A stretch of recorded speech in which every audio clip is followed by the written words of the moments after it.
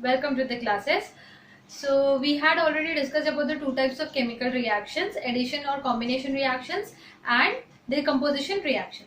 So today we'll be discussing about the displacement reaction. So first of all, write down the heading and write the definition of displacement reaction. Displacement reaction में जैसे कि हमने देखा तो there are two types, single displacement reaction and double displacement reaction. So today we'll be discussing about only single displacement reaction. Single displacement reaction क्या होता है? The reaction in which an ion or an atom displaces from a compound is being displaced by another atom or ion. Okay? So single displacement means an atom or ion from a compound is displaced by another atom. देखो ये compound है AB, इसमें कोई एक atom और ion is being displaced by another atom or ion to form some other products is known as single displacement reaction. So in this reaction, general equation would be AB plus C gives CB plus A. Now this reaction, if it has to be carried out, then AB must be in aqueous solution always. Remember, single displacement reactions में physical state compound का हमेशा aqueous रहेगा. दूसरा जो individual element है उसका atom solid form में रहेगा. नेक्स्ट कंपाउंड जो प्रोडक्ट में मिलेगा इट विल बी एक्वस और ये इसी कंटेनर के अंदर हमें सॉलिड स्टेट में नीचे रेसिड्यू मिलेगा. यू कैन राइट सॉलिड और यू कैन राइट प्रेसिपिटेट का डाउन एरो. ठीक है, अब एग्जांपल देखते हैं हम लोग. फॉर एग्जांपल मेरे पास है जिंक प्लस कॉपर सल्फेट का एक्वस सॉल्यूशन. ठीक है, zinc being more reactive than copper will displace copper to form ZnSO4 plus I will get copper के residue. ठीक है, तो ये zinc सल्फेट जो है ये aqueous state में है और कॉपर जो है ये solid state में मुझे मिल जाएगा. ओके, अब इस रिएक्शन में क्या क्या चीजें होती है, लेट्स ऑब्जर्व दैट. पहली तो चीज, आपका इनिशियली कंटेनर के अंदर इस तरीके से कोई बीकर था, इसके अंदर आपने कॉपर सल्फेट का सॉल्यूशन बना रखा था. कॉपर सल्फेट का सॉल्यूशन जो होता है उसका कलर होता है ब्लू. ठीक है, copper sulphate solution is blue in colour because copper sulphate के क्रिस्टल्स ब्लू होते हैं, मोर पंखी जैसे कलर के होते हैं. अब यहाँ पे आपने जिंक मेटल का टुकड़ा डाल दिया Zn. ठीक है, उसके टुकड़े डाले आपने. अब सॉल्यूशन के अंदर जाते ही क्या होगा, कॉपर या तो आप मेटल डालते हो या तो उसका पाउडर फॉर्म में उसको डालते हो. तो जिंक हमें पता है, जिंक की वैलेंसी क्या होती है 2, एटॉमिक नंबर इज 30. ठीक है, उसके according electronic configuration is 2, 8, 18 and 2. तो जिंक को ऑक्टेट या स्टेबल स्टेट में आना है तो उसका वैलेंसी होता है 2. ठीक है, डी ब्लॉक एलिमेंट है. सो वैलेंसी 2 होने की वजह से जिंक क्या करता है, जैसे ही सॉल्यूशन में जाता है अपने 2 इलेक्ट्रॉन्स रिलीज करता है और Zn2 प्लस 2 इलेक्ट्रॉन्स इसने रिलीज कर दिया सॉल्यूशन के अंदर जाते ही. ठीक है, वैसे ही कॉपर सल्फेट जो था आपका ये एक्वस सॉल्यूशन है, तो इस सॉल्ट को आपने जैसे ही पानी में डाल के इसका सॉल्यूशन बनाया तो यहाँ पे आपको copper 2 plus SO4 2 minus 2 ions मिलेंगे, 2 रेडिकल्स मिलेंगे. अलग अलग radicals, charge particle is known as radical. ये एक रेडिकल है, ये एक रेडिकल है, ये एक रेडिकल है. ठीक है, आयंस जो होते हैं रेडिकल के पार्ट होते हैं. जब सिंगल एटम के ऊपर चार्ज होता है हम आयन कहते हैं, इसको हम आयन नहीं कहते, ज्यादा स्पेसिफिकली इसको रेडिकल कहना बेटर होता है. ठीक है, so we have 2 cations, 1 radical, 1 anion and 1 मतलब एक 2 इलेक्ट्रॉन का ग्रुप हमारे पास है. इन ऑल टोटल ये रिएक्शन क्या होने वाला है, आपके पास इधर ZnSO4 प्लस CuSO4 आपने किया और आपको यहाँ पे अब क्योंकि जिंक की एफिनिटी सल्फेट से ज्यादा स्ट्रॉन्ग है कॉपर से, तो यहाँ पे इससे पहले कि कॉपर सल्फेट से वापस कंबाइन हो आपका जिंक आके सल्फेट से कंबाइन होता है टू फॉर्म ZnSO4 और प्लस आपको यहाँ पे कॉपर 2 इलेक्ट्रॉन की वैलेंसी यहाँ पे खाली है 2 प्लस, तो ये 2 इलेक्ट्रॉन कॉपर लेके कॉपर बना लेता है. ठीक है, तो इस तरीके से सॉल्यूशन के अंदर में ये चीज हो रही है. ओके, तो आपका इनिशियली सॉल्यूशन ब्लू था, अब आपके पास नया प्रोडक्ट बन चुके हैं ZnSO4 नाम का. तो जिंक के सॉल्ट्स जनरली व्हाइट होते हैं, सारे ही सॉल्ट्स. ठीक है, तो आपका सॉल्यूशन का कलर जो है धीरे धीरे डिसअपियर हो जाएगा. So initially when your solution was blue in colour, it will become colourless. It will become colourless. क्यों? क्योंकि zinc sulphate is white coloured salt basically, और उसका सॉल्यूशन कलरलेस होगा जैसे टाटा शुद्ध नमक का होता है. Clear? So this is the thing. तो डिस्प्लेसमेंट रिएक्शन में क्या हो रहा है? A more reactive metal displaces a less reactive metal from its salt solution. Better, I can say like that also. When a more reactive metal displaces less reactive metal from its salt solution to form a new salt, then it is known as single displacement reaction. यहाँ पे generally displacement reaction is carried out with a color change in color. While initially मेरा reactant में salt दूसरा था, उसका color solution का दूसरा था, प्रोडक्ट में जो सॉल्ट मिला है उसके सॉल्यूशन का कलर दूसरा मिलेगा, और साथ में मुझे कुछ ब्राउनिश कलर की नीचे प्रेसिपिटेट मिलेगी सॉल्यूशन के अंदर, क्योंकि कॉपर जो रेडिश ब्राउन कलर का मेटल है, तो उसका मुझे नीचे यहाँ पे कुछ डिपोजिशन दिखेगा. Okay, you can even also carry out this procedure at your home.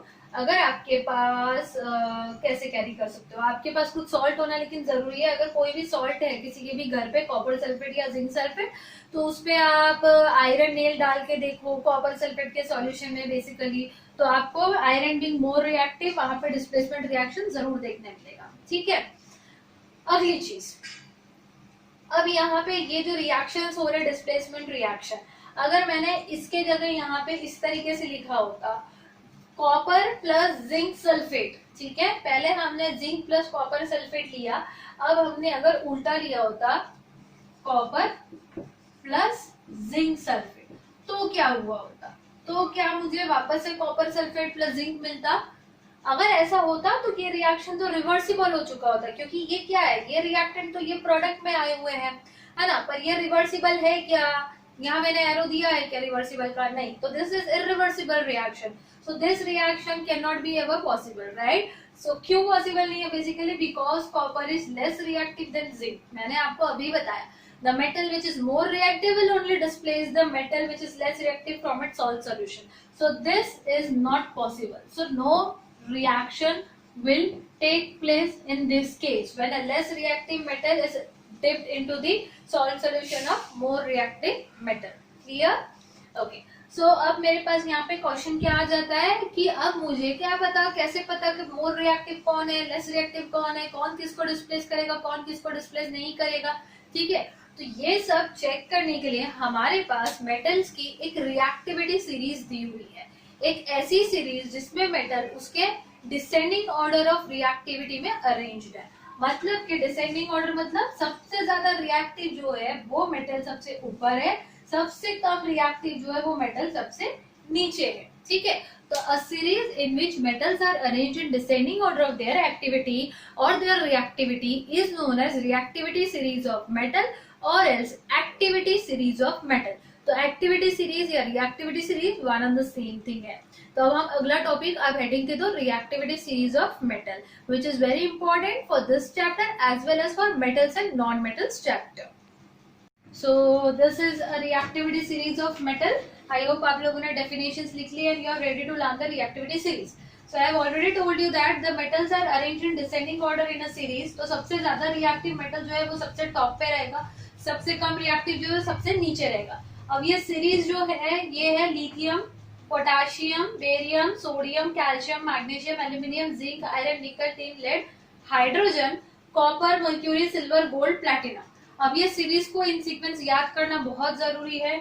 अब इसको याद करने के लिए आप अगर अपने मन से कोई गाना बना सकते हो, कोई तरीका ट्रिक निकाल सकते हो, वेल एंड गुड. अदरवाइज एक छोटा सा मैंने ट्राई किया है, देख लेते हैं क्या है. तो अगर सपोज हम लोग घर पे पेंट लगा रहे हैं, या जैसे गांव के लोग हैं जनरली वो घर पे क्या करते हैं, काउडंग लेके वो पोतते हैं, right, and after that it sticks, right.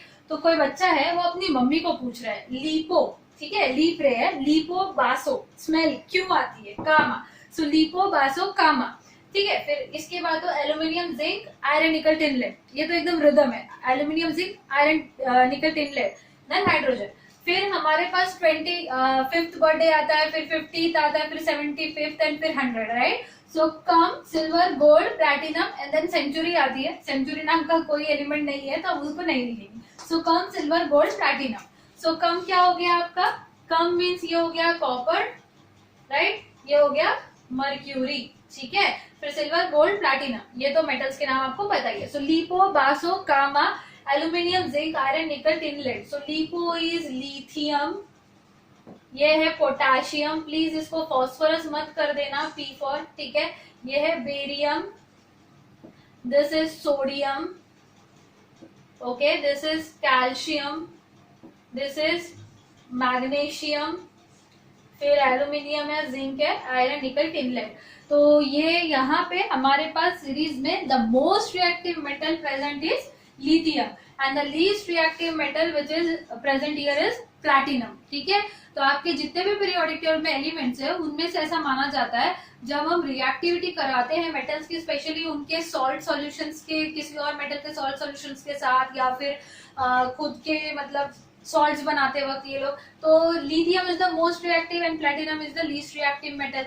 So give heading utility of the reactivity series, ये सीरीज लिखने के बाद ओके तो आपको एक कंफ्यूजन हो सकता है कि आपके टेक्स्ट बुक में हो सकता है इनमें से एक दो एलिमेंट मिसिंग हो, तो do not get confuse, this is the proper sequence. बीच का एक आधा कोई एलिमेंट नहीं होगा टेक्स्ट बुक में, वरी मत करो, वो जो जहां दिख रहा है वो वहीं पे आने वाला है। आप इसी सीक्वेंस को याद रखो, this is the correct sequence after referring lot of books, lot many books, अलग अलग ऑथर्स का, स्टैंडर्ड ऑथर्स का लेने के बाद ये एक सीक्वेंस रेडी किया गया है, तो आप इसको ही मानते चलो, ठीक है। Now utility of reactivity series. पहला utility क्या है? It tells us about the reactivity of the series where we can find that lithium is the most reactive and platinum is the least reactive metal. Next, metals above hydrogen are the more or most reactive metals, whereas metals below hydrogen are the least reactive metals. So these 5 metals are least reactive ones. All these metals are most reactive ones. Correct? Next, metals above hydrogen can replace hydrogen from its salt solution. Whereas metals below hydrogen cannot replace hydrogen from its salt solution. तो ऐसा क्यों? Above salt solution मतलब hydrogen का salt solution मतलब क्या होगा? Hydrogen का solution suppose HCl, chlorine, मैंने बताया था ये हेलोजन है, तो जिसके भी साथ लगेगा ये सॉल्ट बनेगा। तो ये सॉल्ट तो नहीं है, बट H का सॉल्यूशन है, जो एक क्या है, ये गैस है जिसको पानी में डिसॉल्व करती है, एक्वस स्टेट में हमको क्या मिलता है? Hydrochloric acid, right. So if I say कि these metals can displace hydrogen from its solution, मतलब these metals do react with acids to replace hydrogen from that acid and to release hydrogen gas. Clear? We'll see that example. Okay. अब next question मुझे आपसे पूछना है कि अगर मैंने कहा कि reactivity series of metals है, तो यहाँ hydrogen being a non-metal क्या कर रहा है? ये यहाँ पे क्यों है? ठीक है, तो इस पे थोड़ा सा आप सोचो। अगर आपको कोई प्लीज पॉज करो वीडियो ईमानदारी से और सोचो, लॉजिक मिलता है वेल एंड गुड, नहीं मिलता है वीडियो कंटिन्यू करके आप आंसर सुनो, ठीक है। आई होप आपने सोच लिया होगा अब तक। तो हाइड्रोजन यहाँ पे क्या कर रहा है? नॉन मेटल की सॉरी मेटल्स की सीरीज में नॉन मेटल। ओके, तो ये इंडिया पाकिस्तान की एक बॉर्डर है, बढ़िया से LOC है, ये इंडिया है, नीचे पाकिस्तान है, लीस्ट रिएक्टिव मेटल्स का। तो हाइड्रोजन क्या होता है, हमको पता है कि मेटल, कोई भी अगर मेटल होगा आपके पास, उस मेटल को अगर हम किसी लिक्विड में या सॉल्यूशन में डालोगे तो वो मेटल क्या करता है? It has a tendency to lose electrons, right. So M+ cation बनाएगा, इलेक्ट्रॉन लूज करेगा। अब हाइड्रोजन जो है ये मेटल्स के समान भी रिएक्ट करता है, ये नॉन मेटल्स के समान भी रिएक्ट करता है। कैसे? क्योंकि इसका एटॉमिक नंबर 1 है, तो it can either go into oxidation state of +1 और -1, करेक्ट। तो ये हाइड्रोजन इस इलेक्ट्रॉन को अगर H पॉजिटिव, हाइड्रोजन भी अपना इलेक्ट्रॉन लूज करके H पॉजिटिव आयन बना के बैठा हुआ है, ठीक है। ओके, तो 2 H पॉजिटिव मेरे पास है, तो वो 2 इलेक्ट्रॉन गेन करके इस तरीके से H2 गैस बनाएंगे, सही है। तो हाइड्रोजन क्या करता है? बेसिकली हाइड्रोजन अपना कटायन बनाता है और ये कटायन मेटल ने लूज किया हुआ इलेक्ट्रॉन गेन करता है, क्लियर।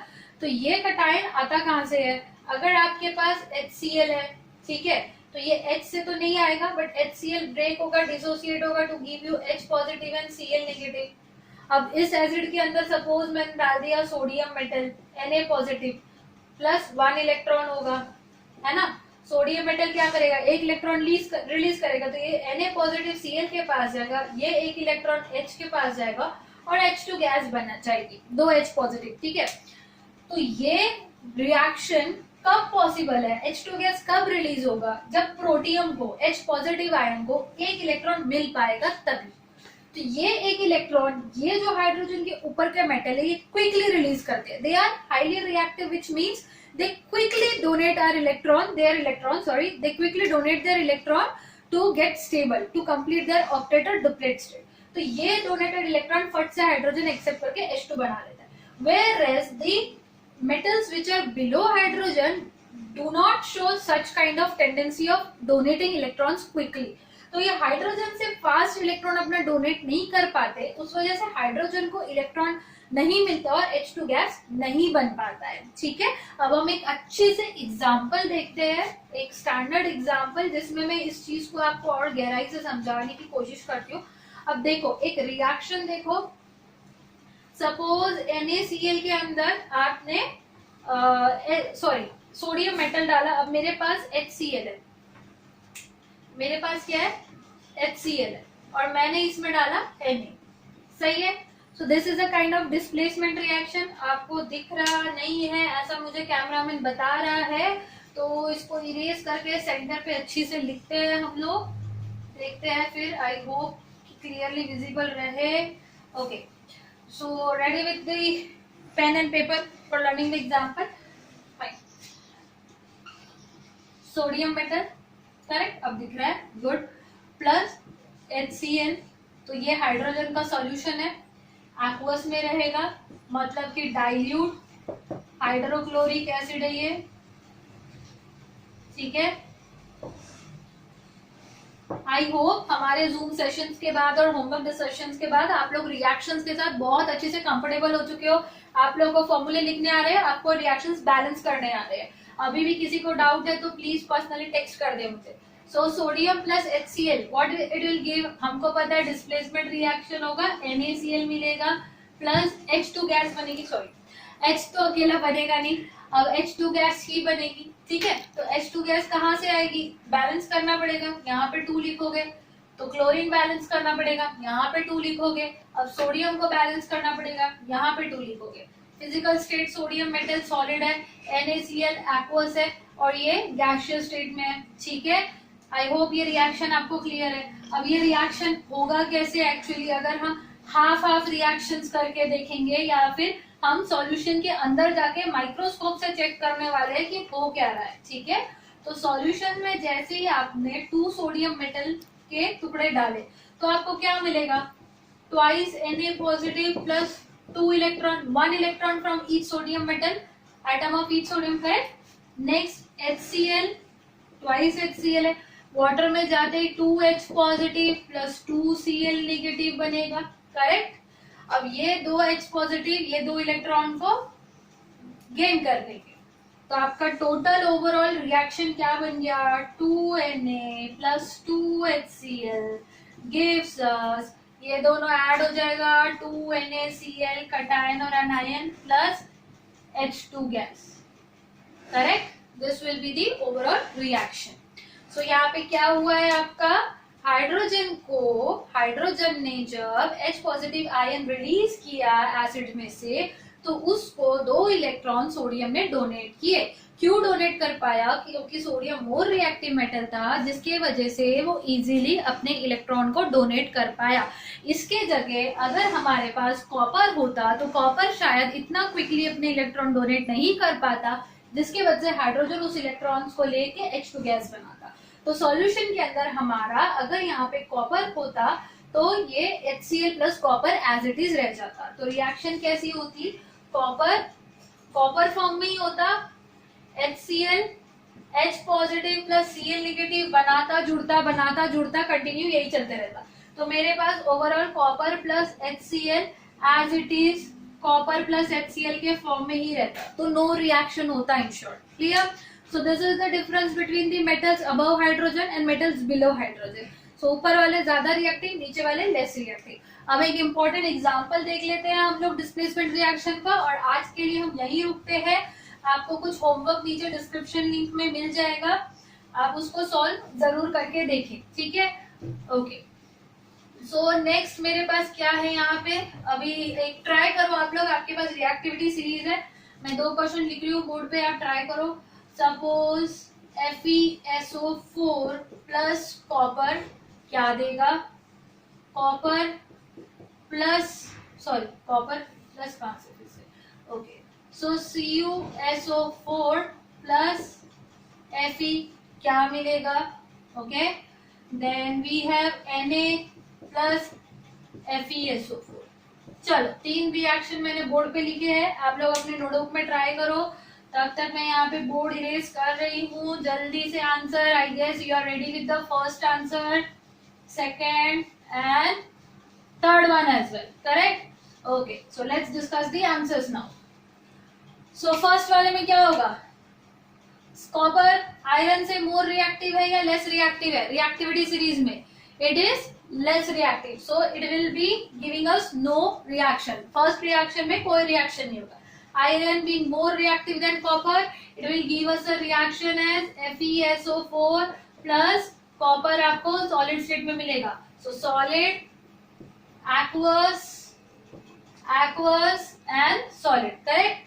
Next, सोडियम आयरन से ज्यादा है क्या रिएक्टिव? लिपोबासो, सोडियम, फिर barium, calcium, magnesium, aluminium, zinc, iron. तो आयरन नीचे है, ऊपर सोडियम है, तो सोडियम बहुत ज्यादा रिएक्टिव है आयरन से, डेफिनेटली डिस्प्लेस करेगा, तो मुझे NaSO4 मिलेगा प्लस आयरन। जिसने ये रिएक्शन इस तरीके से लिखा है उनका आंसर करेक्ट नहीं होगा पूरी तरीके से। क्यों? क्योंकि यहाँ पे अभी ये फॉर्मूले का, कंपाउंड का फॉर्मूला सही नहीं है। सल्फेट का ऑक्सीडेशन स्टेट 2 माइनस, सोडियम का 1 प्लस, क्रॉस करोगे फॉर्मूला क्या बनेगा? Na2SO4। Okay, Na2SO4। अब ये सही है, तो इसका फिजिकल स्टेट एक्वस, इसका नाम सोडियम सल्फेट, ठीक है? तो बैलेंस करने के लिए यहाँ पे 2 लिखोगे, तो 2Na plus FeSO4 gives Na2SO4 plus Fe, ठीक है? कॉपर हाइड्रोजन के नीचे है, कम रिएक्टिव है, आयरन ज्यादा रिएक्टिव है, ठीक है? आई होप आपको तीनों इक्वेशन समझ गए। एक और चीज, कॉपर सल्फेट का कलर क्या था? ब्लू, है ना?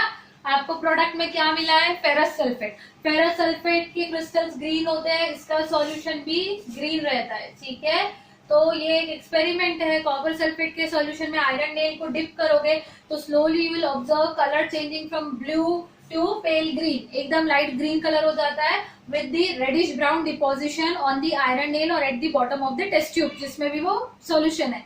क्यों? क्योंकि रेडिश ब्राउन क्या है? कॉपर, जो आयरन को डिस्प्लेस करके उस नेल के ऊपर खुद को डिपॉजिट कर रहा है, वहां से आयरन को निकाल रहा है और बॉटम पे भी नीचे कुछ गिर जाएगा, ठीक है? तो ब्लू एंड ग्रीन। वैसे ही यहाँ पे ग्रीन कलर का सॉल्यूशन था initially, after the completement of reaction sodium sulphate बनता है which is colourless solution. So this reaction will be occurring with the disappearing of the colour, ठीक है? With the disappearment of the colour. तो sodium के सारे salts colourless होते हैं, ये आप याद रखो। मैग्नीशियम, कैल्शियम, आपको कुछ हिंट्स दे रही हूँ मैं shortcut. Magnesium, calcium, sodium and zinc, in 4 metals के सारे ही सॉल्ट्स व्हाइट होते हैं, चाहे आप मैग्नीशियम ऑक्साइड से लेकर magnesium sulphate, magnesium carbonate, magnesium hydroxide, किसी भी कंपाउंड की बात कर लो, सॉल्ट या कोई भी कंपाउंड हो गया तो इनका कलर व्हाइट होता है, तो इनके सॉल्यूशन कलरलेस बनते हैं, ठीक है? ये 4। बाकी कुछ इंपॉर्टेंट कंपाउंड्स के कलर्स है जो हम अगली क्लास में डिस्कस कर लेंगे, या फिर I will share the image of the colour so that you can note down in your notebook. Okay, so that's it for the day. Thank you and have a good day.